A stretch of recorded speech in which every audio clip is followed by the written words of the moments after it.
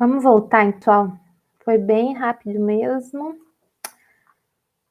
Só para dar tempo aí de vocês espreguiçarem um pouco.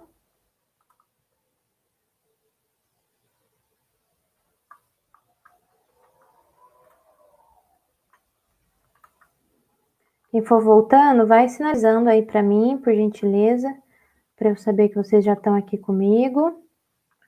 Lídia. Ó, vamos fazer... Sabe o que eu queria ver com vocês? A aula é até 5 horas. A gente tem meia hora, mas eu tenho mais conteúdo.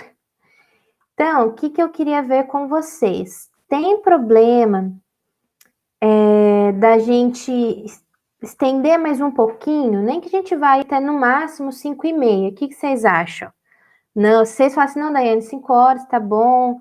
Chega chega por hoje, sábado, não aguento mais ouvir a sua voz. Eu nem imagino como que sai a minha voz aí, gente, porque o pessoal fala que a minha voz é fina, né? Então, imagino vocês me escutando aqui a tarde toda.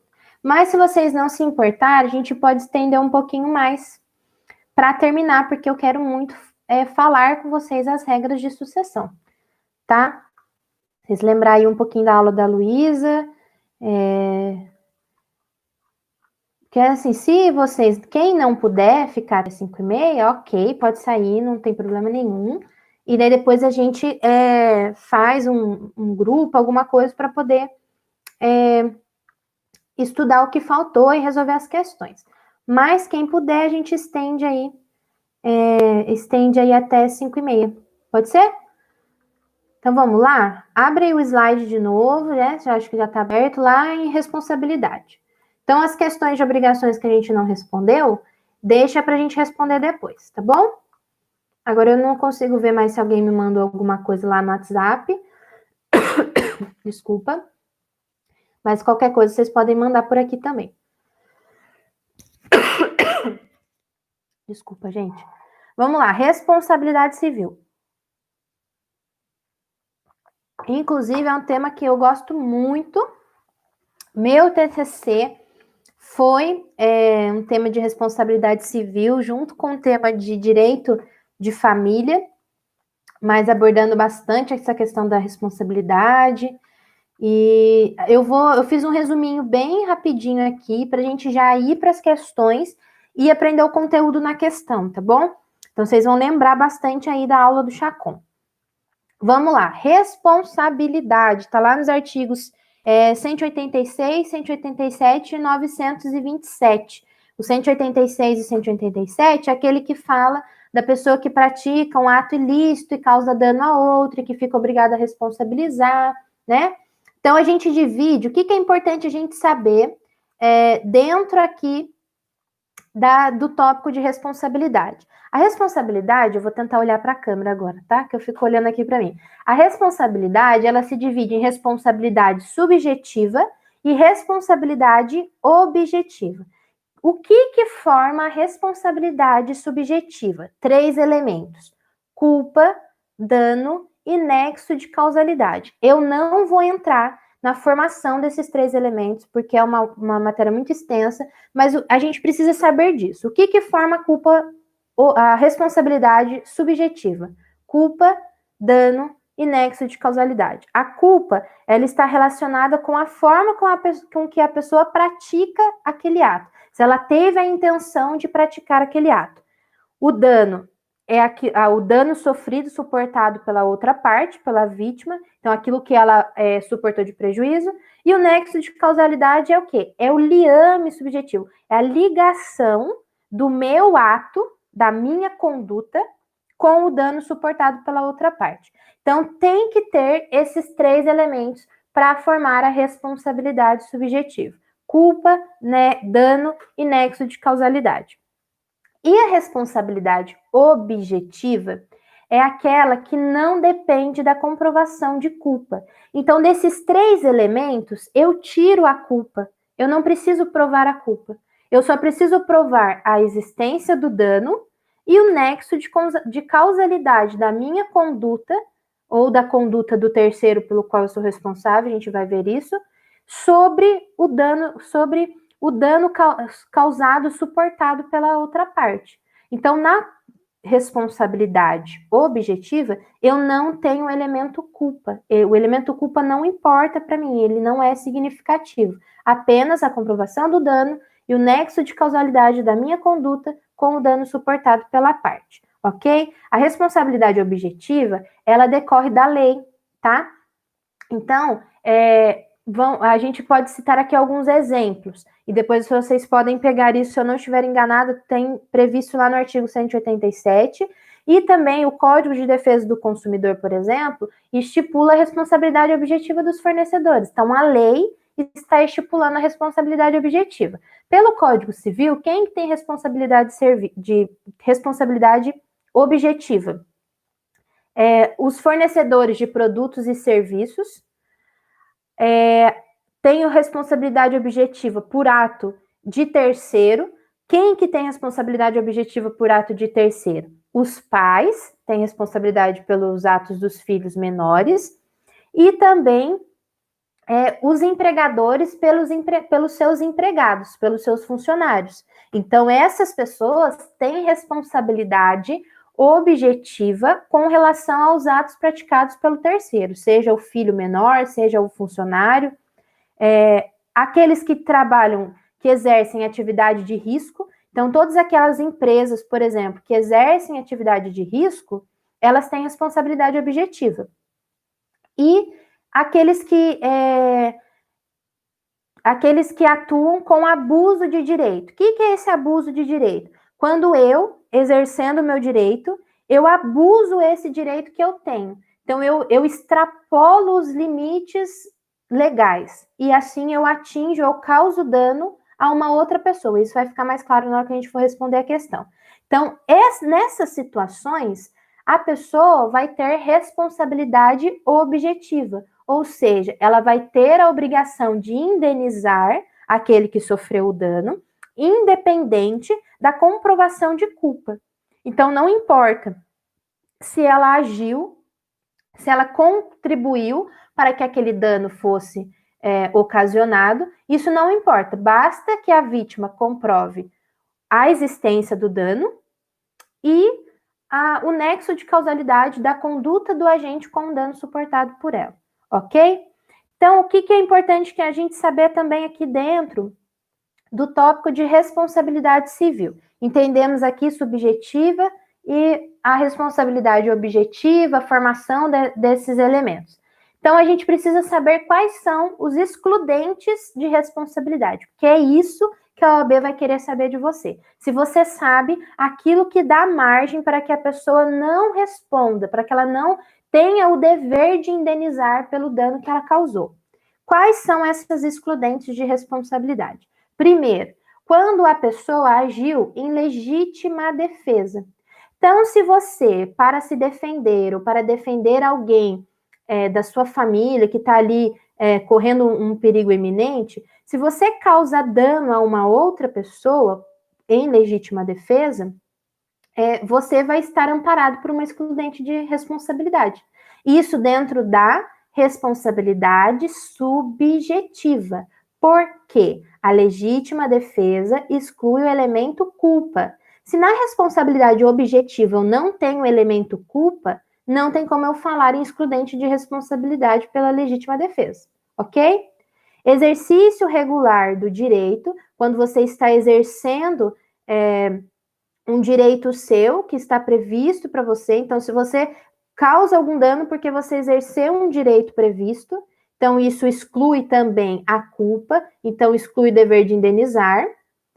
Estrito cumprimento do dever legal é o exemplo típico do policial. O policial que está a serviço e ele vem a causar um dano a uma outra pessoa em razão do serviço que ele estava prestando. Ele está amparado por uma excludente de responsabilidade, que é o estrito cumprimento do dever legal, que exime ele aqui do elemento culpa. Então, nós estamos falando da responsabilidade subjetiva, ok?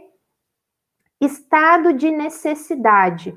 Aqui no estado de necessidade, ele também tira o elemento culpa. Então, todos esses elementos que a gente viu até o momento aqui, eles estão falando da responsabilidade objetiva.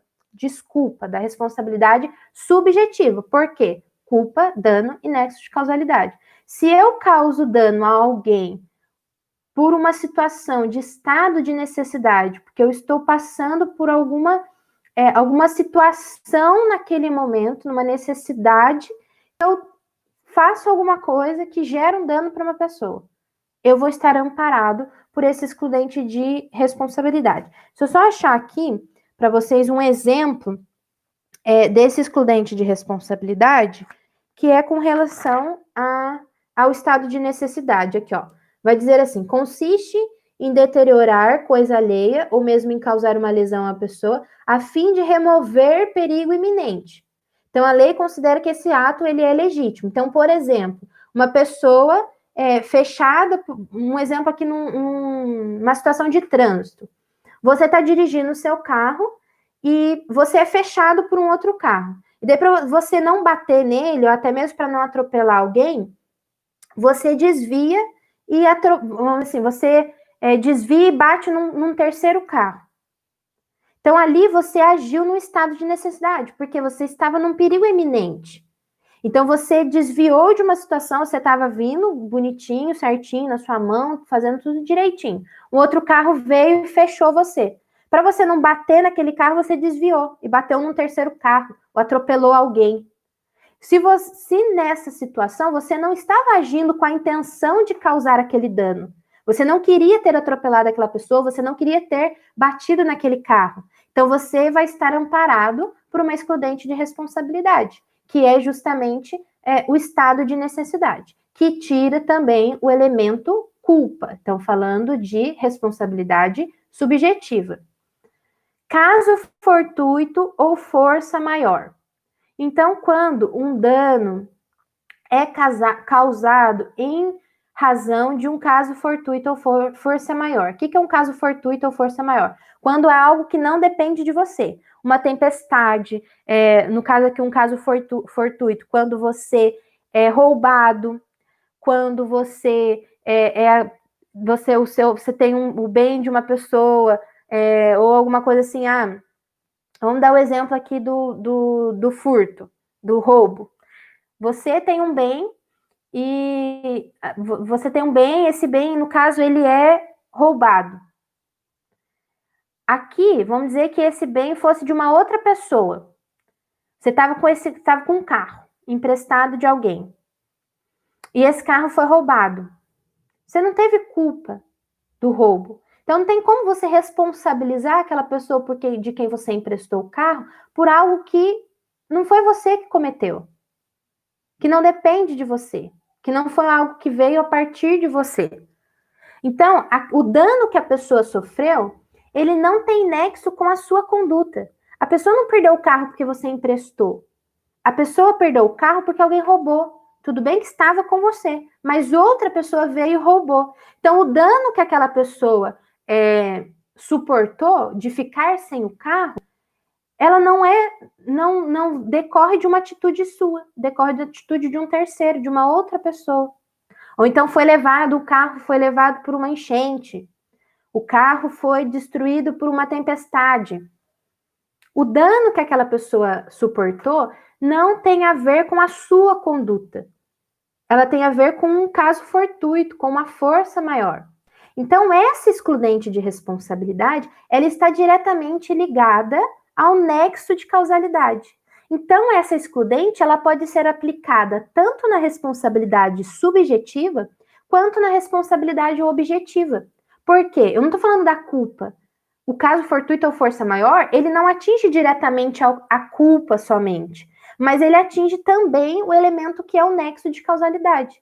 Então, se eu tiro, o que é o nexo de causalidade? Se eu tiro aquilo ali, não tem como eu ligar a minha conduta ao dano suportado pela pessoa. Então, se eu não consigo ligar a minha conduta ao dano suportado, se não existe esse nexo de ligação, não tem como eu ser responsabilizado. Então, nesse exemplo aí que eu dei para você, você emprestou o carro do seu namorado. Você foi para algum lugar, deu uma enchente, você teve que sair correndo do carro, bem assim, né? Fim dos tempos mesmo, né, gente? Mas paciência, a gente já tá vendo tantas coisas, mas só para vocês entenderem. Você foi para algum lugar, estacionou o carro, deu uma chuva, um temporal, o rio lá, o Paraíba encheu, levou o carro. Você não teve culpa e não é a sua conduta que causou aquele dano. Foi um caso fortuito ou uma força maior, certo? Outro elemento, outra excludente de responsabilidade. Culpa exclusiva da vítima. A culpa exclusiva da vítima, ela também retira o nexo de causalidade, porque a sua conduta e o dano suportado pela parte não tem ligação. Né? Então, a sua conduta não tem ligação com o dano suportado. O que é essa culpa exclusiva da vítima? Vamos dizer que você está andando com o seu carro na velocidade correta, na mão correta, e a pessoa do nada sai correndo, entra na frente e você atropela aquela pessoa. A pessoa quebra um braço, quebra uma perna, vai parar no hospital. O que aconteceu ali? A culpa foi sua? Foi a sua conduta que gerou o dano naquela pessoa? Não. A culpa foi exclusiva da vítima, porque ela entrou na frente do carro. Ela saiu desesperada e entrou na frente do carro e você bateu. Então ali a gente retira o nexo de causalidade. Então a culpa exclusiva da vítima, ela também se aplica tanto para a responsabilidade subjetiva quanto para a responsabilidade objetiva, porque eu tiro o nexo de causalidade. E aqui, fato de terceiro. O excludente de responsabilidade pelo fato de terceiro. Quando a conduta de uma outra pessoa gera um dano na vítima. Então, eu vou pegar aqui também um exemplo aqui para vocês. Deixa eu achar aqui um exemplo, para não ficar confuso. Caso fortuito, estado. Fato de terceiro. Então, consiste no dano causado exclusivamente pela conduta de um terceiro, sem que haja qualquer tipo de liame necessário entre a conduta de alguém que se deseja imputar e o dano causado. Então, aqui, ó, um exemplo. Arremesso de pedra em ônibus, ferindo o passageiro. Então, esse exemplo aqui, quando você está dentro do ônibus lá, e uma pessoa do lado de fora arremessa uma pedra e acerta você lá dentro do ônibus. Quem que tem responsabilidade aqui? Aqui a gente está falando necessariamente, já que a gente está falando de uma empresa de ônibus, a gente está falando de responsabilidade objetiva. Então, a empresa ela não precisa comprovar se ela teve culpa ou não. Só que o que acontece? O dano que você suportou não foi decorrente de algo que a empresa, de alguma conduta da empresa. Foi decorrente de uma conduta de um terceiro. Então, esse terceiro que estava do lado de fora jogou uma pedra, acertou e te machucou e você sofreu um dano. Aqui também vai estar amparado por uma excludente de responsabilidade. Por quê? A conduta é de um terceiro. Então, o dano que eu suportei não tem conexão com a conduta da pessoa que eu estou querendo imputar a responsabilidade, no caso aqui do nosso exemplo, a empresa. Certo? Então, com relação à responsabilidade, esses são os pontos principais que a gente precisa saber. A diferença da composição da responsabilidade subjetiva e da responsabilidade objetiva, tá? E os elementos que são excludentes de responsabilidade. Então, vamos para questões. Vai ficar muito mais fácil a gente entender. Eu já liberei aí para vocês a questão número 9 aí, de responsabilidade. Vai dizer assim, quem não estiver conseguindo ver, me avisa aqui, tá bom?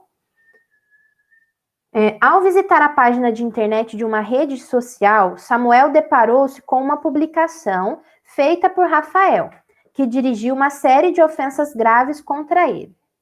Imediatamente, Samuel entrou em contato com o provedor de aplicações responsáveis pela rede social, solicitando que o conteúdo fosse retirado. Mas o provedor quedou-se inerte por 3 meses, sequer respondendo ao pedido. Decorrido este tempo, o próprio Rafael optou por retirar espontaneamente a publicação. Samuel decidiu, então, ajuizar a ação indenizatória por danos morais em face de Rafael e do provedor. Sobre a hipótese narrada, de acordo com a legislação civil brasileira, assinale a afirmativa correta. Deixar aí para vocês lerem e responderem aqui para mim. Quem tem responsabilidade nesse caso?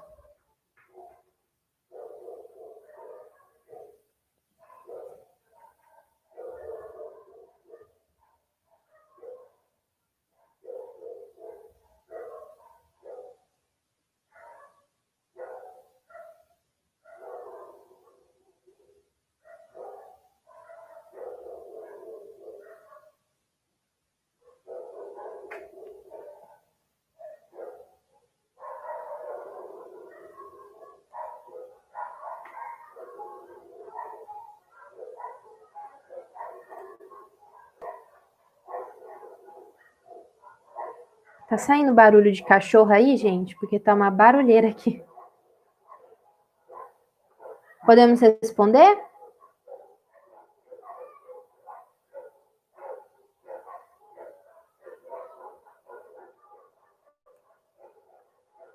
Três já responderam aqui. Dá mais um tempinho para vocês lerem.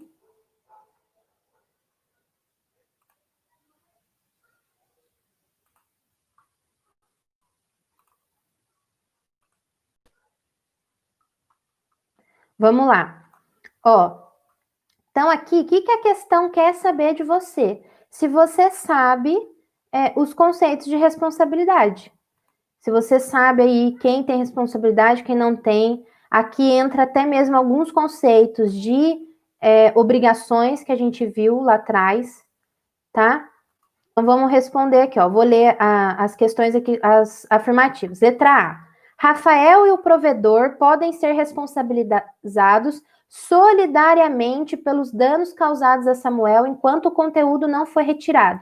Solidariamente? O que a gente falou de solidariedade? Solidariedade não se presume, ela decorre da lei. Em algum momento deu indício a questão de que existe solidariedade entre o provedor e o Rafael. Rafael não é um funcionário aqui. Vamos pensar um provedor aqui, o Facebook. O Rafael é um usuário do Facebook, ele não é um funcionário, ele é um simples usuário. Então a gente não pode falar de responsabilidade solidária, porque não existe uma presunção aqui, não existe uma determinação de solidariedade. Então a gente já descarta a letra A. B. O provedor não poderá ser obrigado a indenizar Samuel quanto ao fato de não ter retirado o conteúdo, tendo em vista não ter havido determinação judicial para que realizasse a retirada. Será? Vamos deixar ela aqui de sobreaviso, eu já libero a resposta. C. Rafael não responderá pelo dever de indenizar, pois a difusão do conteúdo lesivo se deu por fato exclusivo de terceiro, isto é, do provedor. Será que a gente está falando aqui de uma excludente de responsabilidade aqui por ato de terceiro do provedor? Não foi o provedor que publicou. O provedor faz ali a distribuição. Mas quem publicou foi o Rafael. Então, isso tiraria a responsabilidade do Rafael, o dever do Rafael de indenizar? Não. D. Rafael não responderá pelo dever de indenizar, pois o fato de Samuel não ter solicitado diretamente a ele a retirada da publicação configura fato exclusivo da vítima. Não necessariamente aqui, gente, porque não é o fato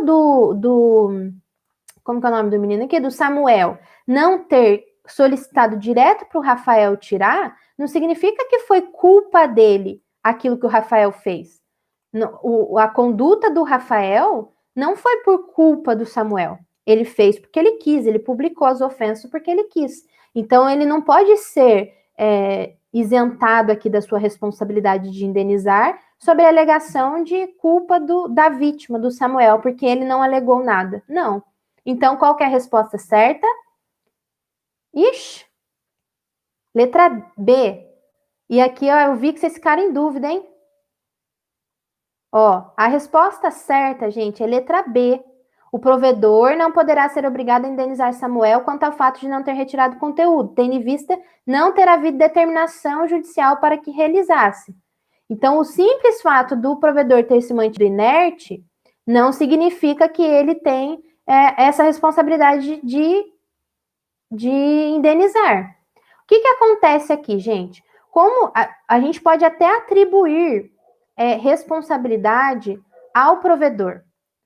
O provedor poderia sim ser aqui passível de ter que indenizar, porque ele é responsável, de certa forma, pelas publicações que saem no seu sistema. Né? Então, aquilo que seus usuários fazem, ele também tem uma responsabilidade.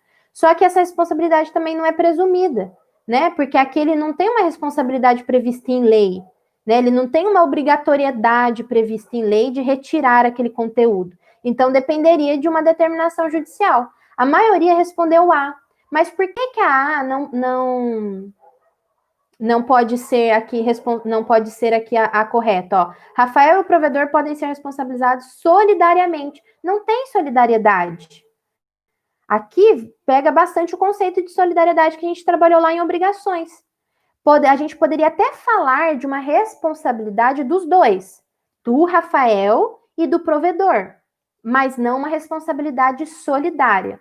Vamos falar da prática? O que acontece na prática? Na prática, a gente entra com uma ação de indenização contra os dois. Então, eu entro contra o Facebook e contra a pessoa que fez a publicação.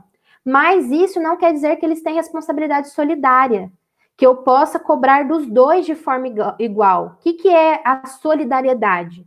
É quando eu posso exigir de uma única pessoa a situação toda, certo? Então aqui não existe essa, porque ela não é presumida, tá? Ele teria que estar previsto na lei. Vocês conseguiram entender isso? Por que não é solidariedade? Porque não tem nenhuma previsão legal imputando essa solidariedade. A gente poderia até falar de uma responsabilidade do provedor, mas é uma responsabilidade subsidiária, não é uma responsabilidade solidária, tá? Então, na prática, é que a OAB é uma caixinha fora da realidade, né? A OAB tem que responder aquilo que a OAB quer. O que a OAB quer saber? Se você sabe o que é uma responsabilidade solidária, que vem lá das obrigações solidárias.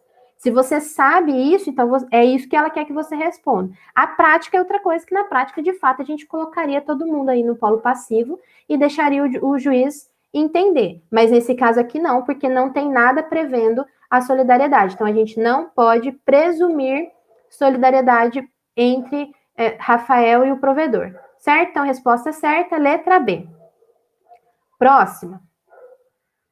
Questão aí número 10.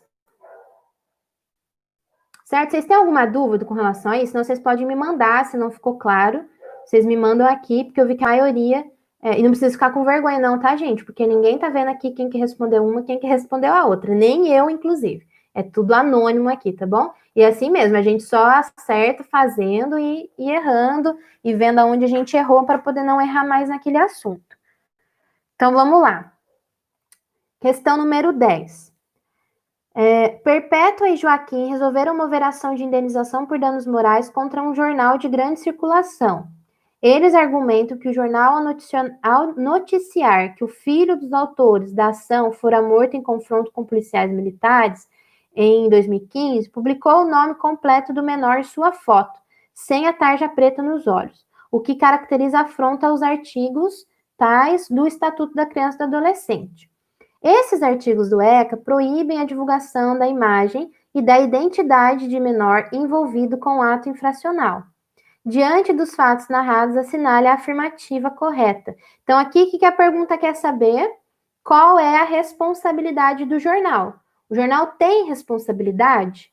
Ele praticou algum ato ilícito que gera dano a alguém? Se ele praticou um ato ilícito que gera dano, qual é a responsabilidade do jornal aqui?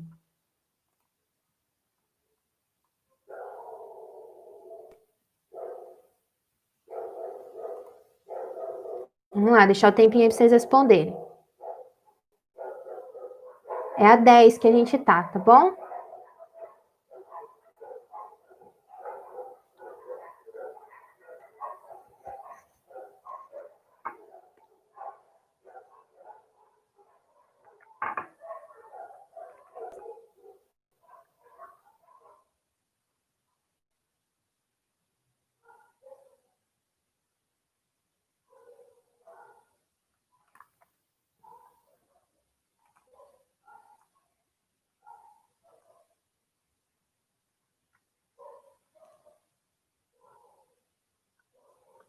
Podemos? Qual é a resposta certa da 10?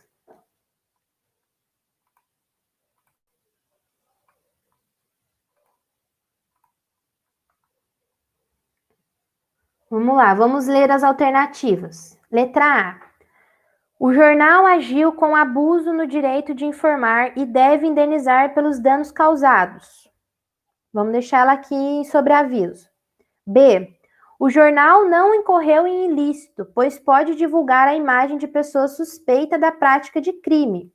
Não, essa está errada. Por quê? A própria redação da pergunta já responde isso para você. Porque o que está falando aqui?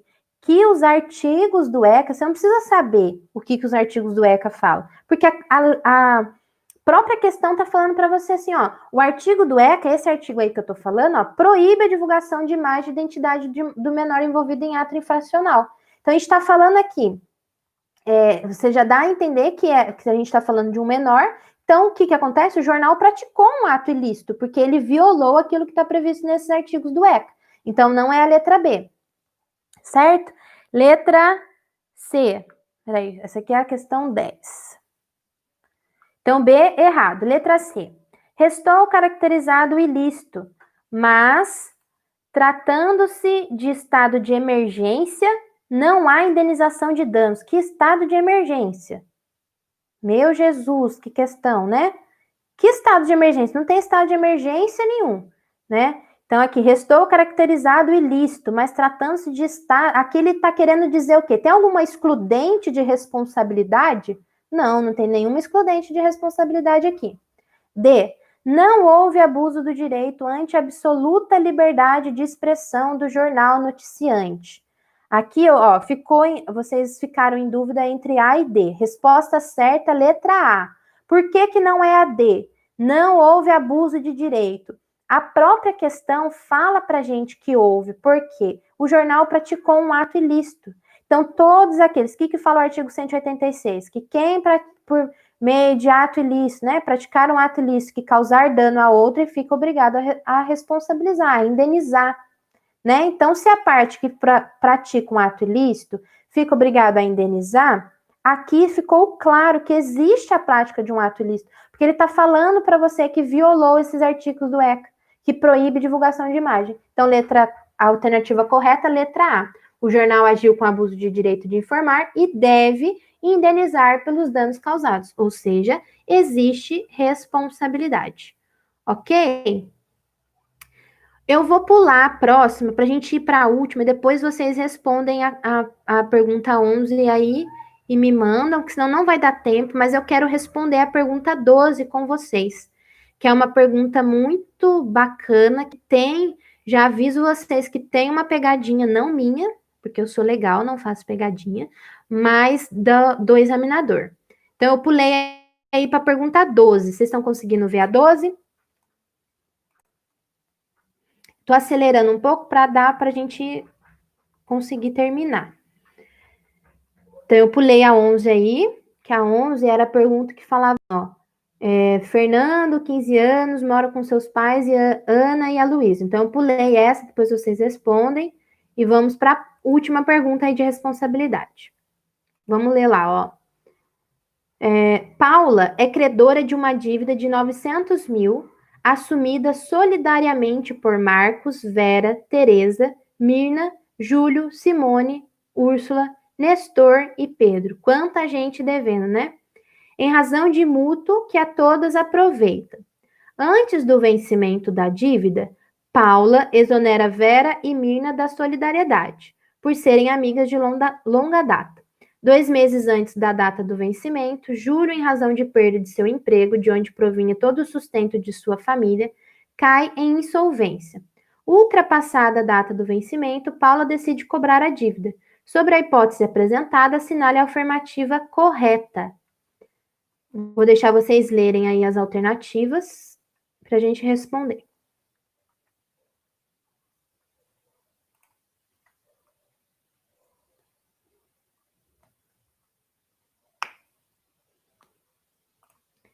Já adianto para vocês que esse assunto aí a gente não trabalhou, não explicou aqui diretamente, mas vocês conseguiriam responder e daí a gente vai explicando com o conteúdo da questão.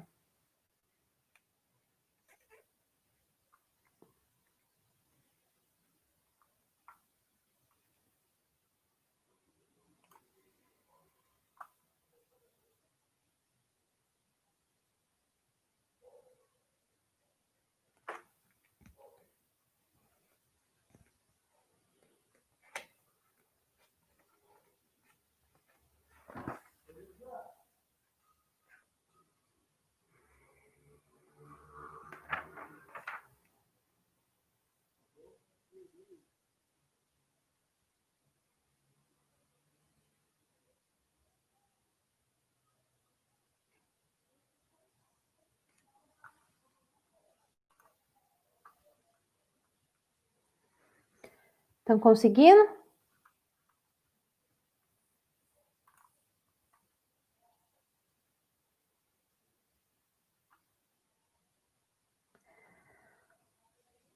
Posso responder? Podemos ler as afirmativas?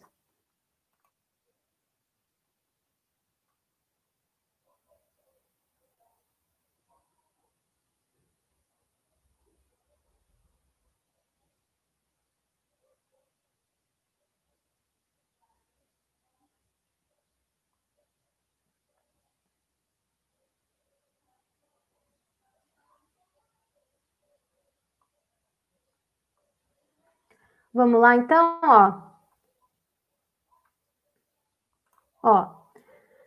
vou liberar a questão correta, apesar que eu acho que vocês não conseguem ver, né? Porque vocês tinham me falado que não tá dando para ver. A maioria acertou, mas foi uma pergunta que deixou dúvida aqui, porque muita gente ficou em dúvida. Já adianto para vocês. Resposta certa, letra B. Mas vamos entender por que é B. Letra B fala assim: se Marcos for cobrado por Paula, deverá efetuar o pagamento integral da dívida e posteriormente poderá cobrar os demais as suas cotas partes. A parte de Júlio será rateada entre todos os devedores solidários, inclusive Vera e Mirna. Aqui daí eu vou explicar para vocês uma situação que a gente não viu aqui, mas que talvez vocês acertaram porque já sabiam esse conteúdo. O que acontece? Responsabilidade solidária. Quer dizer o quê? Que eu, como credor, se eu tenho no polo passivo, se os meus devedores são devedores solidários, isso significa o quê? Que eu, como credor, posso exigir de uma única pessoa que ela pague a dívida integral. Porque é solidariedade. A solidariedade presume-se que eu posso cobrar o todo de uma única pessoa. Certo? Então, se eu cobro de uma única pessoa, essa pessoa, se ela é devedora solidária, ela tem a obrigação de me pagar. E o que ela vai fazer? Depois que ela me pagar, ela vai pedir o regresso para os outros devedores solidários. Para quê? Para que cada um ressarça esse devedor que pagou, cada um na sua cota à parte. E qual que é a questão, o ponto dessa questão aqui, que é interessante, que eu quis trazer ela para discutir com vocês. Primeira coisa, a questão fala assim, que a Paula, que é a credora, ela exonerou Vera e Mirna da solidariedade. Vera e Mirna foram exoneradas da solidariedade. Elas não foram exoneradas da dívida, da obrigação. Elas foram exoneradas da solidariedade. O que isso significa? Não é que Paula perdoou essas duas. Falou assim, vocês não precisam me pagar mais. Não, ela não perdoou a dívida. Ela exonerou da solidariedade. Então, se ela fosse cobrar da Paula ou da Mirna, da Paula, eu tô confundindo os nomes aqui, mas se a Paula fosse cobrar da Vera ou da Mirna, que foram exonerados da solidariedade, dessas duas, ela só poderia cobrar a cota parte de cada uma delas. Como? Porque ela não exonerou da obrigação, só da solidariedade. Como ela cobrou de uma outra pessoa, que no caso, vamos dizer que a alternativa fala, né? Marcos, se Marcos fosse cobrado por Paula, Marcos não foi exonerado da solidariedade. Então, ele ainda continua solidário, então ele tem que pagar o todo, certo? E qual é o segundo ponto dessa questão aqui na B? Júlio é insolvente. O que é insolvente? Ele não tem meios mais para pagar. Não tem patrimônio, não tem como executar, ele não tem como pagar a dívida, ele se tornou insolvente. Não tem mais patrimônio. O que acontece com o insolvente no caso de responsabilidade solidária? A cota parte do insolvente é dividida pelos outros devedores solidários, certo? Então, no caso, a cota parte do Júlio vai ser dividida com todos os outros devedores, inclusive as duas que foram exoneradas da responsabilidade, certo? Então, aqui, letra A, que muita gente respondeu também. Por que não é letra A? Vera e Mirna não podem ser exoneradas da solidariedade. Eis que o nosso ordenamento jurídico não permite renunciar à solidariedade de somente alguns dos devedores. Está errada porque o ordenamento permite sim. É possível exonerar, em parte, né, a solidariedade dos devedores. Então, isso pode acontecer. Então, por isso que essa está errada, porque esse perdão, que essa exoneração da solidariedade que a Paula deu, ela é plenamente possível. Letra C. Se Simone for cobrada por Paula, deverá efetuar o pagamento integral da dívida e posteriormente poderá cobrar dos demais de suas cotas partes, inclusive de Júlio. Não tem como ela cobrar do Júlio, porque o Júlio é insolvente. Aquilo que o Júlio ia dever, ela tem que cobrar dos outros, certo? Então é isso, gente, com relação à responsabilidade. Vocês ficaram com alguma dúvida? A maioria acertou. E essa aqui é uma questão clara aí de responsabilidade solidária. Então, o que a gente precisa saber? Solidariedade, eu posso cobrar o todo de uma única pessoa. E é possível, sim, a renúncia aqui da solidariedade de um ou outro credor. E daí aqui que é a pegadinha, porque às vezes a gente acha o quê? Não posso cobrar mais nada, então, dessas duas que foram exoneradas da solidariedade. Posso sim, porque foram exoneradas da solidariedade e não da obrigação, ok? Bom, vamos ir aí para um outro assunto. Família, direito de família. O que é importante a gente saber dentro do direito de família? Aulinha aí da Luísa. O que a OAB gosta de cobrar dentro de direito de família? Principalmente, qual é o assunto mais cobrado?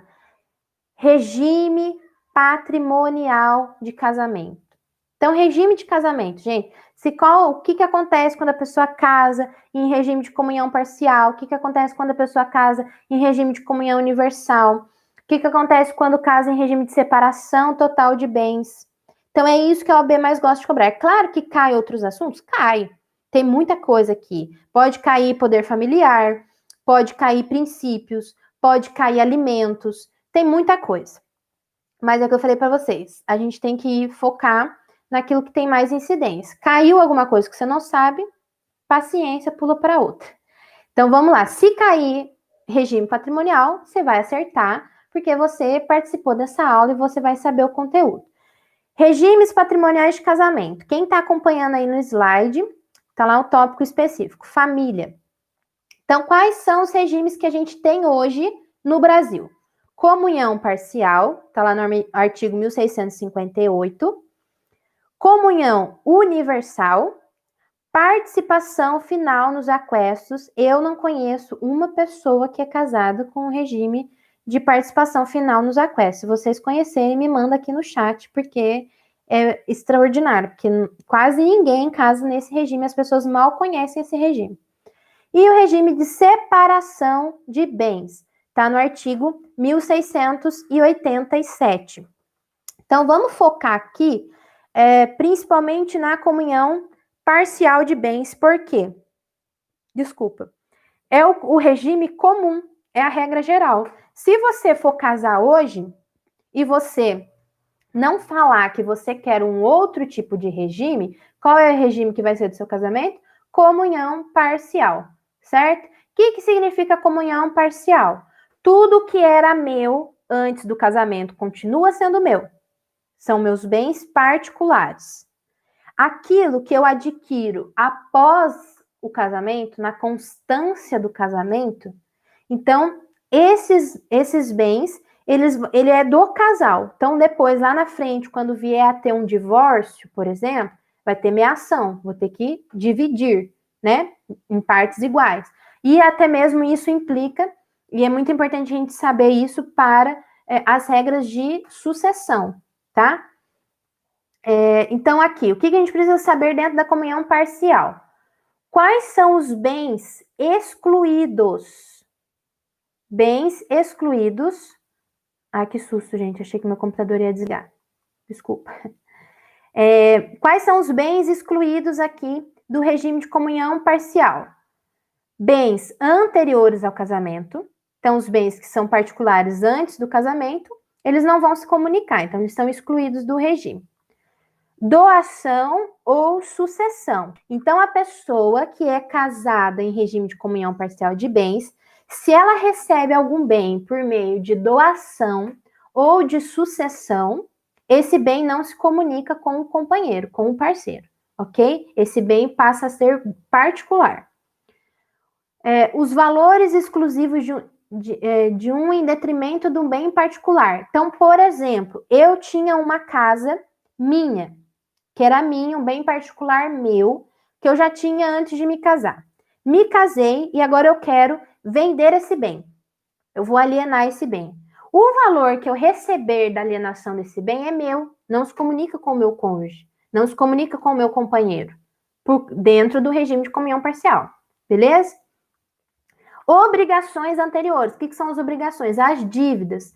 Então, as dívidas que eu tenho antes de casar, que são minhas, que não foram contraídas na constância do casamento, elas também não vão se comunicar no regime de comunhão parcial, certo? E aqui os atos ilícitos, isso é o que o artigo 1659 fala, tá? Os atos ilícitos também não se comunicam, exceto se houve proveito para o casal. Então, se eu pratico um ato ilícito e o meu cônjuge, o meu companheiro se beneficia do meu ato ilícito, então vai comunicar, ok? Ele também vai responder pelo ato ilícito. Agora, se ele não se beneficia, se fui eu que pratiquei, então o meu ato ilícito não vai se comunicar dentro do meu casamento, ok? Então, essas são as regras da comunhão parcial. O que acontece aqui? Algumas regras, elas são específicas para todos os regimes de bem.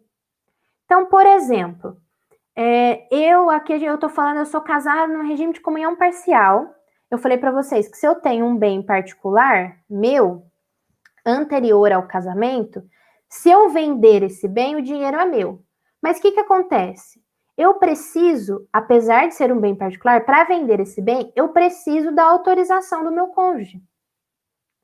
Certo? Então, apesar do meu cônjuge, do meu companheiro, não ser proprietário do bem que era meu, ou de um bem que eu recebi de herança, de um bem que eu recebi através de uma doação, apesar dele não ser proprietário, a legislação prevê que para eu alienar, para eu vender esse bem, eu preciso da autorização do meu cônjuge, do meu companheiro. Exceto no regime de separação de bens. Porque no regime de separação de bens, cada um tem o seu. Então, eu não preciso da autorização do outro para poder vender ou para poder, né, para fazer o que eu quiser com aquele meu patrimônio. Certo? Comunhão universal. O que a gente precisa saber da comunhão universal? Que todos os bens se comunicam. Então, aquilo que era meu antes passa a ser do meu cônjuge também após a constância do casamento. E tudo aquilo que a gente constrói durante o casamento, a mesma coisa, é a mesma regra. Participação final nos aquestos. O que é participação final nos aquestos, Daiane? Participação final nos aquestos é um regime misto. Então, o que acontece? Durante o casamento, é como se fosse separação de bens. Quando acaba o casamento, no divórcio, vai aplicar o regime de comunhão parcial. Então, na hora de divorciar, de separar, eu vou ter que dividir os bens como se eu estivesse no regime de comunhão parcial. Mas durante a constância do casamento, eu tenho um regime como se fosse separação de bens. Ok? Precisa saber muita coisa disso? Não precisa. Depois você pesquisa para sua vida prática. Para fazer o OAB, você não precisa saber muita coisa disso. O que você precisa é saber como se fosse um regime misto. Beleza? E a separação de bens? O que eu preciso saber sobre a separação de bens? Eu tenho a separação de bens convencional, que é aquela que eu escolho casar por separação de bens. E eu tenho a separação de bens que é obrigatória. Dentro dos requisitos aqui do artigo 1687, que fala da obrigatoriedade, o que é mais importante a gente saber? O fator da idade, tá? Se um dos cônjuges tem mais de 70 anos, o regime de separação de bens vai ser obrigatório, se ele tem mais de 70 anos, tá? Então, obrigatoriamente vai ser regime de separação total de bens, certo? Isso aí tem uma grande discussão, que isso é uma discussão de que não é constitucional, porque eu não posso ficar limitando o direito patrimonial de alguém em razão da sua idade, né? Mas se a OAB perguntar, é regime obrigatório de separação de bens se a pessoa tiver mais de 70 anos. Beleza? Vamos para a questão, então? Vamos lá. Deixa eu liberar aqui para vocês. Pergunta 13. Apareceu aí para vocês. Vou ler para a gente responder. Arnaldo, publicitário, é casado com Silvana, advogada, sob o regime de comunhão parcial de bens. Silvana sempre considerou diversificar sua atividade profissional e pensa em se tornar sócia de uma sociedade empresária do ramo de tecnologia. Para realizar esse investimento, pretende vender um apartamento adquirido antes do seu casamento com Arnaldo. Este, mais conservador na área negocial, não concorda com a venda do bem para empreender. Sobre a situação descrita, assinale a afirmativa correta. Vamos lá? Podem responder. Leiam as alternativas.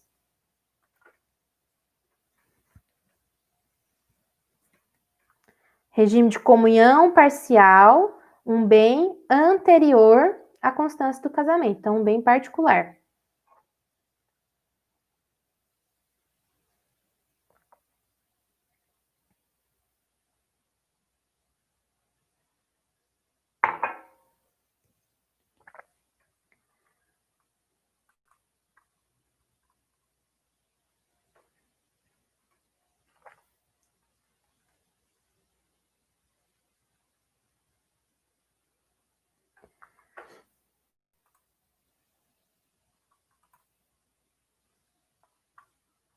Estão conseguindo?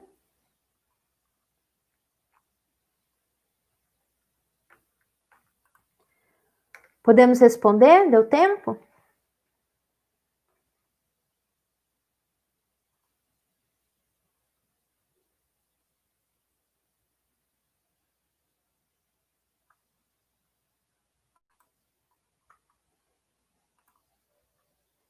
Vamos lá, então?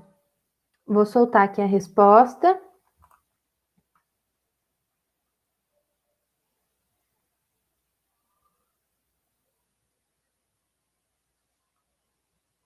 Vamos lá, ó. Essa questão aqui é uma coisa que eu acabei de explicar sobre o regime de comunhão parcial e os bens particulares. Lembra que eu falei assim, olha, apesar de ser um bem particular e o meu cônjuge ou meu companheiro não ser proprietário, eu preciso da autorização, da anuência dele para poder vender no regime de comunhão parcial. Certo? Então, essa autorização ela é necessária. Então, aqui, ó, por que que não é a letra A? Qual que é a resposta certa? Letra B. A autorização de Arnaldo para alienação por Silvana é necessária por conta do regime da comunhão parcial de bens. Certo? Aqui, depois a gente vai ver que o quê? Que essa autorização, se a negativa nessa autorização não tiver um motivo justo, eu posso pedir para o juiz que o próprio juiz autorize, tá? Então, o juiz vem e substitui a autorização do meu cônjuge, do meu companheiro, porque o patrimônio é meu. Mas eu preciso da autorização dele, apesar dele não ser proprietário, eu preciso da autorização, que a lei prevê, certo? Então, essa autorização é necessária por conta do regime de comunhão parcial. Então, letra B está certa. Por que que não é a A? Silvana não precisa de autorização de Arnaldo para alienar o apartamento. Já está errado, tá bom? Porque ela precisa de autorização. C. Silvana não... Acho que isso aqui é o que deu mais dúvida, que a maioria respondeu C. Silvana não precisa de autorização de Arnaldo para alienar o apartamento, pois se trata do bem particular. Ok, se trata de bem particular. Mas a lei fala que eu preciso da anuência do meu cônjuge, tá? Letra D. A autorização de Arnaldo para alienação por Silvana é necessária e decorre do casamento, independente do regime de bens. Não, não decorre do casamento, decorre do regime, porque no regime de separação total eu não preciso da anuência. Beleza? Então, resposta certa, letra B. Próxima. Pergunta 14, tá? Vamos lá. Flora e Carlos pretendem... Ah, essa aqui é muito legal, gente, ó. Flora e Carlos pretendem contrair matrimônio. Flora tem 65 anos e Carlos 66. Por se tratar de segundas núpcias do futuro casal e já terem filhos oriundos de relacionamentos anteriores, eles não pretendem se tornar herdeiros um do outro e tampouco comunicar seus patrimônios. Diante do desconhecimento dos efeitos sucessórios do casamento, Flora e Carlos buscam aconselhamento jurídico sobre a possibilidade de sua pretensão. Assinale a opção que indica a resposta correta dada pelo advogado consultado. Podem responder.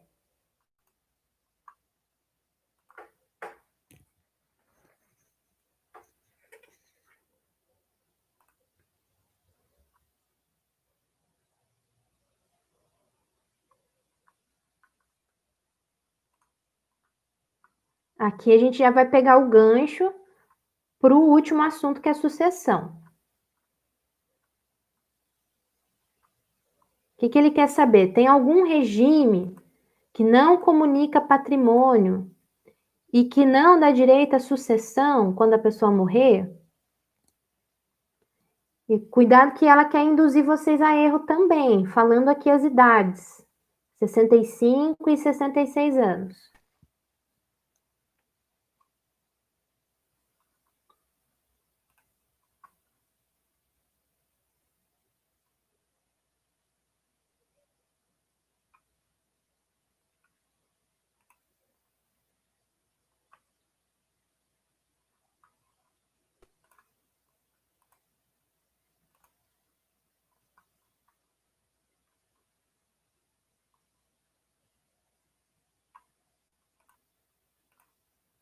Podemos responder?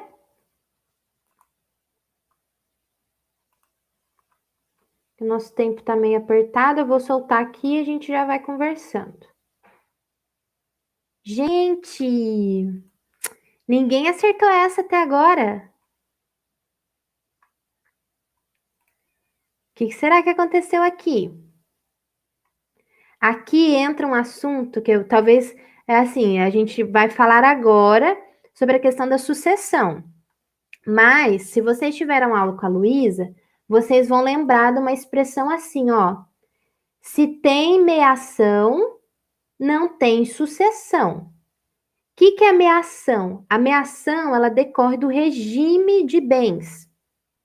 Então, quando a pessoa morre ou quando eu vou me divorciar, eu tenho direito, eu como cônjuge, a metade dos bens que a gente construiu. Então, isso depende do regime de casamento.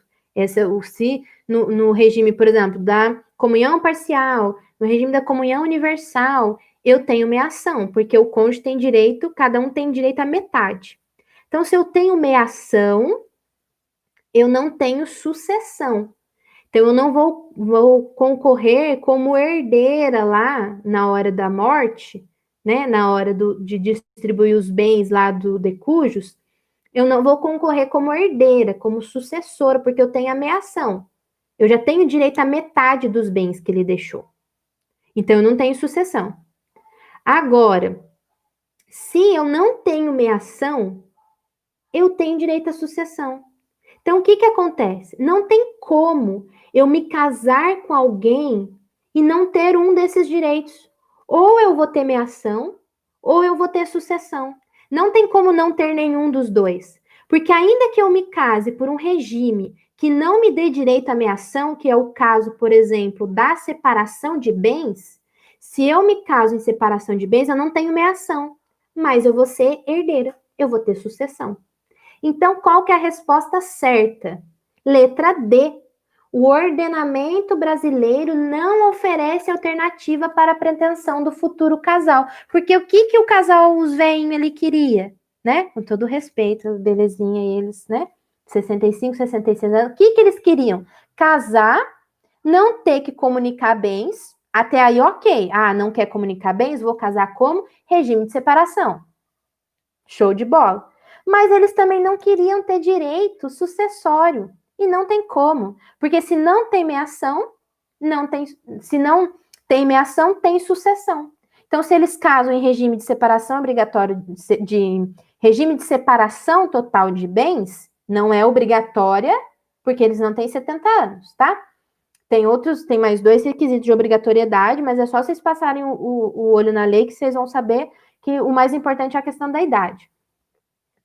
Se não é obrigatório, se é separação convencional, ainda que eles casem, eles não vão ter direito num possível divórcio, não vão ter direito aí a dividir esses bens, né, que foram construídos e tudo mais, porque é separação total, cada um tem o seu. E na hora da sucessão, não tem direito à metade, porque não tem meação. É só sucessor, é só herdeiro, tá? Então essa é a resposta correta. Aqui a maioria respondeu letra B. O futuro casal deverá optar pelo regime de separação convencional de bens, que permitirá a exclusão da qualidade de herdeiro.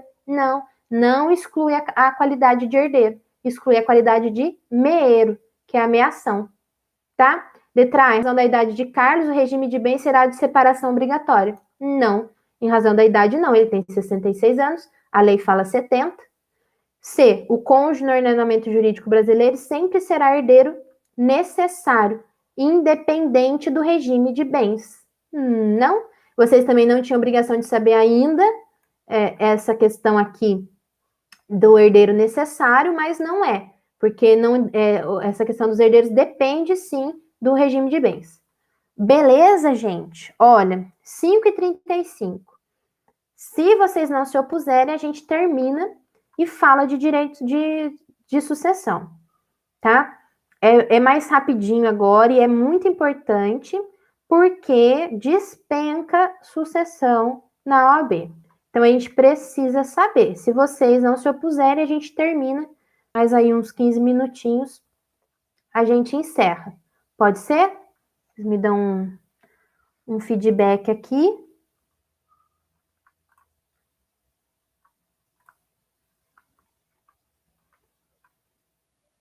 A gente tá na chuva para se molhar, assim que eu gosto. Eu entendo que teve bastante gente que já saiu, a gente tinha mais alunos assistindo aqui, mas cada um tem o seu compromisso, eu super entendo isso, não tem problema nenhum. Então, vocês não são obrigados a ficar comigo aqui até 6 horas da tarde, mas se ficar eu vou continuar aqui explicando, tá bom? Até a gente terminar aqui o conteúdo e dentro do meu planejamento só falta o tópico agora de sucessão, tá? Então, já que vocês estão me dando ok. Caroline, eu acho que mais uns 15 minutos a gente termina, antes das 6, tá bom? Até porque nem eu também não posso ficar mais do que às 6, porque eu tenho uma outra live para fazer. Então, até umas 6 aí a gente já termina, tá? Então, vamos seguir. Bora para frente, vamos correr. Sucessão. A sucessão, ela pode se dar de forma testamentária ou legítima, tá? O que é a sucessão testamentária? Quando o de cujos, o detentor do patrimônio, deixa um testamento especificando quais são os bens, para quem que ele vai deixar. E já adianto para vocês que o brasileiro não faz testamento, tá, gente? Isso aí é só coisa de gente rica e novela, porque o brasileiro, se soubesse, faria testamento, que é muito melhor, já resolve os problemas, né? Mas não faz. Então, sucessão testamentária é quando eu deixo lá os meus bens especificados, tudo direitinho. E a sucessão legítima, a legítima é aquela feita pelos meus herdeiros necessários. Então, eu não tenho testamento, é aquela que eu faço, morreu, né? Ou vamos dizer, eu morri, deixei patrimônio, os meus herdeiros já vão tomar posse ali do meu patrimônio. Então, aqui a gente fala principalmente a legítima são a sucessão dos herdeiros necessários, que a gente vai ver quem é, tá bom? Essa sucessão legítima, ela pode se dar de forma universal ou singular. O que é universal? É o herdeiro que toma posse do todo, né? Então, ele toma posse de todo o patrimônio. E o legatário é aquele que é o singular, que ele é herdeiro de um bem, de uma parte, né? Eu posso deixar, por exemplo, dentro da legítima aqui, um bem especificado para uma pessoa. Então, não é do patrimônio todo, ok? Eu coloquei aqui, eu queria que vocês pegassem aí no slide. Essa ordem aqui, inclusive, gente, essa imagenzinha aí, eu peguei do meu caderno da matéria da Luísa, vocês terem ideia. Que a matéria, ela dava uma apostila, o material dela é maravilhoso, dessa matéria. Então, eu tirei um print e coloquei aqui dos herdeiros em geral, que é a ordem de vocação hereditária. Não sei nada de sucessão. Decora a ordem de vocação hereditária, que você vai conseguir. Caiu questão na prova, você vai conseguir responder, tá? Então, ordem de vocação hereditária, tá lá no artigo 1829. Aqui, ó. Descendentes, ascendentes, cônjuge, irmãos e sobrinhos. Se a gente for pegar aqui, ó, dacis, você decorar essa expressão, dacis, esses são aqui os herdeiros necessários. Os dacis. Descendentes, ascendentes, cônjuges, irmãos e sobrinhos. Então, esses carinha aqui, ó, os filhos, os pais, o cônjuge, aqui, esses carinha aqui, eles sempre vão ter, é claro que assim, ó, qual que é a regra? A primeira exclui, né, os primeiros excluem os demais. Então, se eu tenho descendentes, os meus ascendentes não vão entrar aqui como herdeiros. Não tenho descendente, não tenho filho, não tenho neto. Vai entrar os meus ascendentes. E exclui os outros. Não tenho descendentes, não tenho ascendentes. O cônjuge. Depois, irmãos, sobrinhos. E depois vem, se eu não tenho ninguém desses caras aqui, vem os tios, primos, sobrinhos, tios avós, e aí é por assim vai. Então, o que eu preciso saber aqui, ó? Seguinte. Primeira coisa que eu preciso saber na ordem de vocação hereditária. Os mais, aqui, é que eu esqueci o termo, gente. Os mais remotos excluem, os mais próximos excluem os mais remotos. Lembrei da palavra próximos. Os mais próximos excluem os mais remotos, que é o que eu tô falando para vocês. Se eu tenho descendente, o ascendente não entra. Se eu não tenho descendente, então vem só o ascendente. Já exclui cônjuges, irmãos e sobrinhos. Nossa, Daiane, mas exclui o cônjuge? Aqui exclui o cônjuge, daí a gente tem que analisar o regime de bens. Porque aqui eu tô falando de cônjuge como herdeiro. Se eu tô falando de herdeiro, eu tô falando de sucessão aqui como herdeiro, eu não tô falando de meação. Porque a depender do regime, é a regra, a segunda regrinha nossa aqui, ó. Se eu tenho meação, eu não tenho sucessão. Então, se o cônjuge, vamos dizer, eu sou casada, como meu marido morre, né? Meu marido morreu, deixou patrimônio. A gente tem filho. A gente tem 2 filhos. Não tenho nenhum ainda, né? Mas vamos supor aqui. A gente tem 2 filhos. Então, ele morreu, deixou patrimônio. Nós somos casados em regime de comunhão parcial. Eu não vou entrar como herdeira dele, porque eu tenho direito à metade. Eu tenho direito à metade do patrimônio dele. Então, a outra metade é o que vai entrar aqui na sucessão. E daí, nessa outra metade, eu não vou ter sucessão, porque eu já tenho meação. Então, essa outra metade já vai ficar direto aqui para os meus descendentes. Então, o cônjuge, eu como cônjuge, não estou entrando como herdeira. Eu estou entrando como meeira. Certo? Então, aqui, os mais próximos excluem os mais remotos. Ok, então aqui, legítima ou reserva legitimar. O que é a legítima que a gente estava falando aqui em cima? A legítima é, o percentual reservado por lei aos herdeiros necessários, tá? Então, assim, se eu tenho os herdeiros necessários aqui, 50% do meu patrimônio tem que ser reservado para eles. Os outros 50% eu posso dispor, se eu quiser dispor, né? Se eu quiser deixar em testamento, quiser dar para alguém, deixar ali reservado para uma outra pessoa, eu posso, desde que eu observe a regrinha aqui dos 50% da legítima, certo? Aí aqui a gente tem uma regra de concorrência. O que é a concorrência? A concorrência é quando o cônjuge ele vai concorrer ou com o ascendente ou com o... Aqui, ó. Quando que eu tenho concorrência? Com os ascendentes, concorrência com o cônjuge, independente do regime. Então, aqui, quando eu pular os meus descendentes, não tem descendentes, só tenho ascendentes. Então, os ascendentes vão entrar aqui como herdeiros. Eu, como cônjuge, independente do meu regime aqui, ó, concorrência com o cônjuge independente do regime, artigo 1830, vou concorrer com com os ascendentes do falecido, tá? Então, se eu tenho cônjuge, mais o pai e a mãe do meu marido, como que vai ficar essa concorrência aqui? Vai dividir aqui o patrimônio 1/3 para cada um, certo? Porque eu vou concorrer aqui com os ascendentes. Já o artigo 1829 fala que a concorrência aqui, ó, concorrência do cônjuge descendente, somente se não houver meação. Então, vamos recapitular aqui, ó. Seguinte, descendente não tem concorrência com o cônjuge. Concorrência com o cônjuge descendente somente se não houver meação. Então, se o cônjuge é meeiro, ele não vai concorrer com os descendentes. Então, tira a meação do cônjuge, o restante do patrimônio vai dividir com os herdeiros, que são os descendentes, os filhos, ok?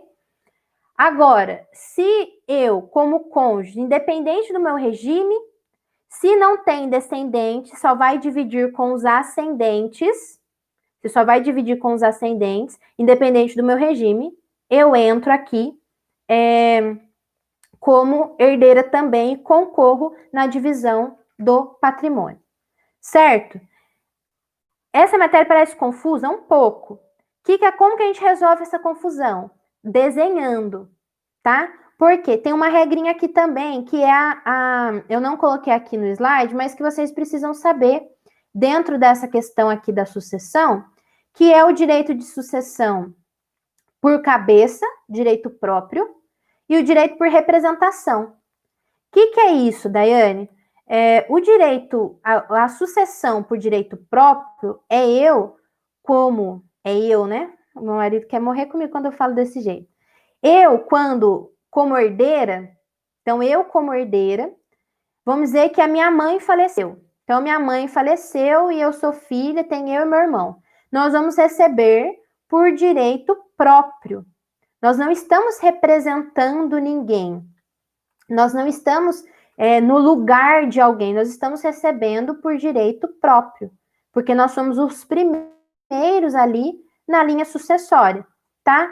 Quando que eu vou receber por direito de representação? Um exemplo, minha mãe morreu, tem eu e meu irmão. E eu tenho um filho. Então, vamos dizer que eu também faleci. Depois que a minha mãe faleceu, eu faleci. E daí o meu filho vai me representar na herança da minha mãe. Então, o meu irmão recebe por direito próprio, por cabeça, e o meu filho, que é neto da minha mãe, recebe por representação, porque ele está me representando, certo? Ele está representando a cota que eu, se estivesse viva, iria receber, certo? Vamos dizer um outro exemplo. Se no caso o meu irmão também já fosse falecido e ele tivesse deixado filho, se o meu irmão tivesse falecido, eu sou falecido, o meu irmão é falecido e só tem os nossos filhos. Os nossos filhos vão receber por direito próprio ou vão receber por representação? Vão receber por direito próprio. Certo? Então, por quê? Porque não tem mais os dois descendentes que são os filhos. É diferente do primeiro exemplo. O primeiro exemplo eu falei o quê? Que o meu irmão era vivo e só era falecido. Então, o meu filho recebe por representação. Nesse outro exemplo, nem eu nem meu irmão somos mais vivos. Só tem os netos da minha mãe. Então, eles recebem por direito próprio. Tá? Eu vou responder aqui a pergunta da Giovana. Eu só vim consultar aqui o material, ó. Quem são os herdeiros necessários? Que ela está me perguntando aqui. Herdeiros necessários são os da CIS? Não. Herdeiros necessários são só os 3 primeiros. Vou colar aqui para vocês e responder. Herdeiros necessários. O da CIS você precisa saber para a ordem de vocação hereditária. Porque se você não tem ascendente, não tem descendente, se você não tem ascendente e não tem cônjuge, vem para o próximo da lista, que é o irmão. Irmãos e sobrinhos, tá? Mas os irmãos e sobrinhos não são herdeiros necessários. Herdeiros necessários são os descendentes, ascendentes, o cônjuge e o companheiro, certo? Deixa eu voltar, deixa eu achar meu slide aqui.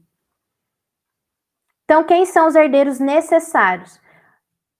Para a regra de ordem de vocação hereditária, eu lembro do Dacis, porque depois os outros vêm se não tiver ninguém, né? Se eu não, daí a pessoa não tem descendente, não tem ascendente, não tem cônjuge, não tem irmão, não tem sobrinho, daí vai para o tio, para os primos, para os sobrinhos. Mas quem são os herdeiros necessários que têm direito à legítima, que é 50% do patrimônio? São o descendente, o ascendente e o cônjuge, que é o DAC. Descendente, ascendente e cônjuge. Então, da CIS eu lembro para ordem de vocação hereditária. Da CIS. Descendentes, ascendentes, nessa ordem, tá, gente? Porque lembra, os mais próximos excluem os mais remotos. Então, descendentes, ascendentes, cônjuge, irmãos e sobrinhos. Depois, se eu não tem ninguém desse, daí tios, primos, sobrinhos, tios, avós e por aí vai, tá? Então, esses são, da CIS é vocação hereditária. Herdeiros necessários, DAC, descendentes, ascendentes e cônjuge, tá bom? Esse eu tenho, se eu quero deixar o meu patrimônio em testamento para alguém, se eu quero fazer testamento, eu tenho que respeitar a legítima, que é 50% do meu patrimônio, ok? Isso, gente, para fins de sucessão. Quando que abre a sucessão? Com a morte. Então, a pessoa morreu, é o princípio da Cesine, né? A pessoa morreu, abriu a sucessão. Então, os herdeiros já se tornam, ali, já tem direito ao patrimônio. Agora, se a pessoa é viva, a pessoa viva, ela não é obrigada a deixar nada para ninguém, tá? Então, essa regra aqui da reserva, da legítima ou da reserva legitimária, é para fins de sucessão. Ela viva, ela pode vender, ela pode doar, ela pode fazer o que ela quiser com o patrimônio. Ela não é obrigada a deixar patrimônio para ninguém.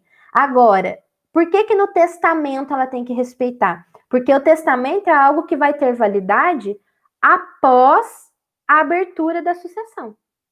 Então, aqui eu tenho que respeitar a legítima, essa reserva, ok? Se a pessoa é viva, ela faz o que ela quiser. Se ela quiser dar a casa dela para o morador de rua, ela dá. Não tem que deixar nada para ninguém, ok? Agora, morreu. Deixou testamento? O testamento tem que observar a legítima. Morreu, não deixou testamento? Então, a gente vai pegar aqui a ordem de vocação hereditária. Descendente, ascendente, cônjuge, irmãos e sobrinhos. Depois, se não tem ninguém, tios, primos, irmãos, sobrinhos, e depois vem os outros. Beleza? Vamos para as questões, então, para a gente terminar aí no horário previsto. Daí, conforme a gente for respondendo, vocês vão me dizendo se tem dúvida com relação a isso. Então, respondi você, né, Giovana?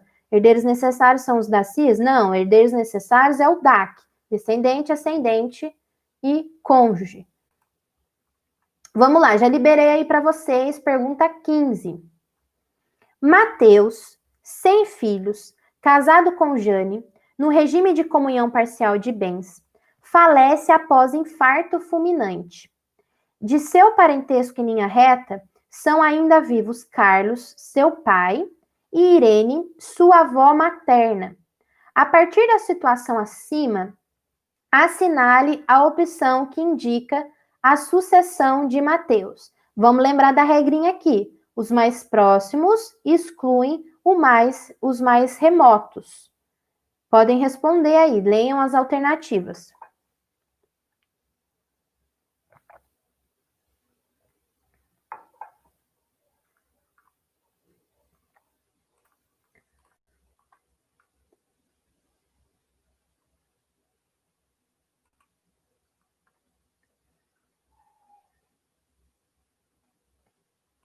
Dica: na hora da prova, caiu questão de sucessão. Faz o desenho. Sabe aquele desenho que a Luísa fazia na sala? Fulano, ciclano, puxa para cima, o pai, a mãe, o vô, puxa para baixo, o filho, os netos. Faz o desenho na prova, gente. Fez o desenho, não tem como errar. Então, tá com dúvida? Pega aí o seu caderno, faz o desenho. Desenha quem são as pessoas que estão na questão. O Mateus. Mateus não tem filho. Mateus é casado com a Jane. Põe aí Mateus e Jane um do lado do outro. Regime de comunhão parcial de bens. Parcial de bens quer dizer o quê? Tem meação. Não tem sucessão. Na linha de parentesco, quem que Mateus tem vivo? Carlos, que é o pai. Irene, que é a avó. Então, faz o desenho aí para vocês conseguirem responder.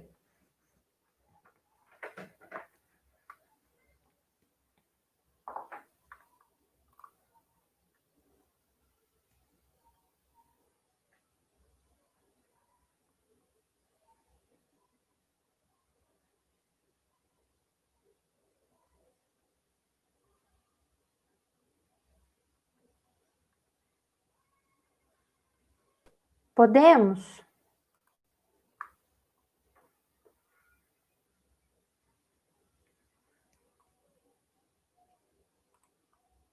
Eu vou adiantar aqui, gente, só para a gente conseguir fazer as outras e para também não passar muito tempo de vocês.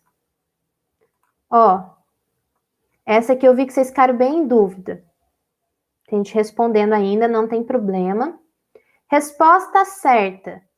Letra D. Serão herdeiros Carlos e Jane, esta herdeira concorrente, atribuindo o quinhão de metade do patrimônio para cada um desses. Por quê? Lembra que a gente falou lá da regrinha que se não tem descendente, o cônjuge concorre com o ascendente independente do regime? Então, independente do regime, a Jane aqui, que no caso pelo regime dela, ela é meeira, ela não é herdeira, né? Não tem sucessão. Só que aqui não tem descendente. Então, se não tem descendente, ela está concorrendo com os ascendentes do marido falecido. Então, se ela está concorrendo com os ascendentes do marido falecido, vai ser atribuído o quinhão de metade do patrimônio para cada um. Certo? Por que não é o C? Carlos será herdeiro sobre a totalidade dos bens, enquanto Jane apenas herda em concorrência com este os bens particulares do falecido. Não. Desculpa. Ela vai herdar também a totalidade, porque está em concorrência. Tá bom? Se não fosse situação de concorrência, se fosse situação... se tivesse descendente aqui, situação de meação, daí sim. Mas não é meação aqui porque ela não está concorrendo com os descendentes, ela está concorrendo com o ascendente, tá? Serão herdeiros Carlos, Irene e Jane, a última em concorrência, atribuído quinhão de 1/3 do patrimônio para cada um deles. Aqui a Irene não entra como herdeira, porque ela, aqui no caso eu tenho o ascendente mais próximo, que é o pai. A avó entraria se o pai não fosse vivo. Então, se o Carlos, que é o pai, não fosse vivo, a Irene, como vó, seria herdeira. E daí a Jane aqui concorreria com ela. Agora, como o Carlos está vivo, então a Irene não entra. Beleza? Vamos para a próxima, então. Ó, essa aqui também é legal. Mariana e Maurílio são filhos biológicos de Aldo. Este, por sua vez, nunca escondeu ser mais próximo de seu filho Maurílio, com quem diariamente trabalhava, quando do falecimento de Aldo. Divorciado na época, seus filhos constataram a existência de testamento, que destinou todos os bens do falecido exclusivamente para Maurílio. Sobre a situação narrada, assinale a afirmativa correta.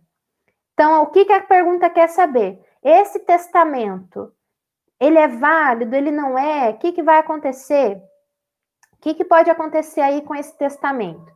É a típica situação do filho queridinho, o pai que tem um filho mais querido, né? Daí o pai quis deixar tudo para um filho só. Pode? Respondam aí. E daí a gente encerra e faz, vocês respondem a próxima, a gente vai tirando dúvida.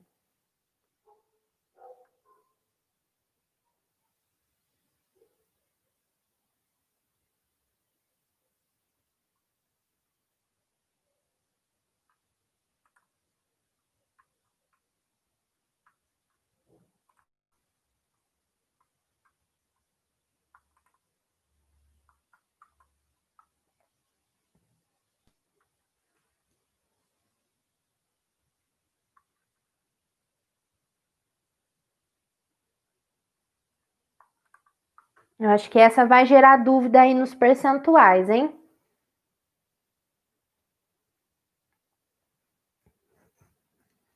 Última perguntinha, depois as outras duas vocês respondem com base no material. Eu vou mandar para vocês o gabarito, tá? Mais algumas outras questões para vocês treinarem o conteúdo.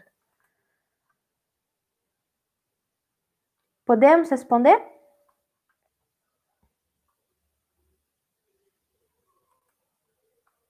Então vamos lá, ó. Deixa eu soltar a resposta certa.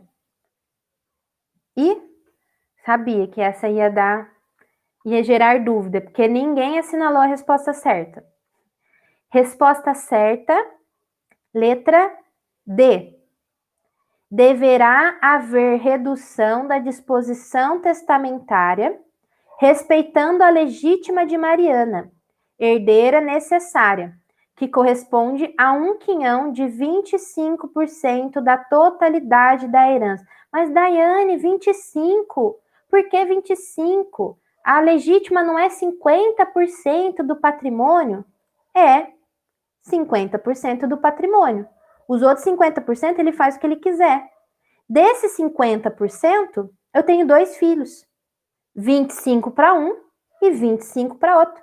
Porque o Maurílio, apesar de ter recebido no testamento, ele também é herdeiro necessário. Então, ele também tem direito à legítima. Então, 50% da legítima não é 50% da Mariana. É 25 da Mariana e 25 do irmão, do Maurílio. Certo? Por isso que muitos de vocês, a maioria respondeu C. Deverá haver redução da disposição testamentária. Ok. Respeitando-se assim a legítima de Mariana, herdeira necessária, que corresponde a um quinhão de 50% da totalidade da herança. Não é a totalidade da herança, o quinhão dela. Que aqui fala, ó, que corresponde a um quinhão. Quinhão é o quê? A parte da pessoa. De 50% da totalidade da herança. Não. O quinhão dela é 25% da totalidade da herança. 50% é a legítima, é a reserva que tem que ter. Dessa reserva, 25 para ela, 25 por mão. Certo? B. A disposição de última vontade é completamente nula, porque Mariana é herdeira necessária, devendo os bens ser divididos igualmente entre os 2 irmãos. Não necessariamente, até aqui a parte dela ser herdeira necessária, ok. Não é nula, porque pode haver essa readequação aí do testamento. E não tem que ser dividido igualmente. Os 50% da legítima, sim. Os outros 50% pode muito bem deixar para o outro filho. Beleza, gente? Ó, tem mais 2 questões, mas eu não vou entrar nelas agora, porque não vai dar tempo, né? A gente já passou bastante aí do horário. Eu agradeço vocês que participaram, que ficaram. Eu espero de verdade que vocês tenham gostado dessa aula. Peço desculpa por alguma coisa, se alguma coisa ficou confusa, se vocês não conseguiram entender. Eu estou à disposição para tirar as dúvidas de vocês, para ajudar vocês aí nos estudos, tá? Então, assim, foca nessa dica. Direito civil, gente, não dá para estudar tudo.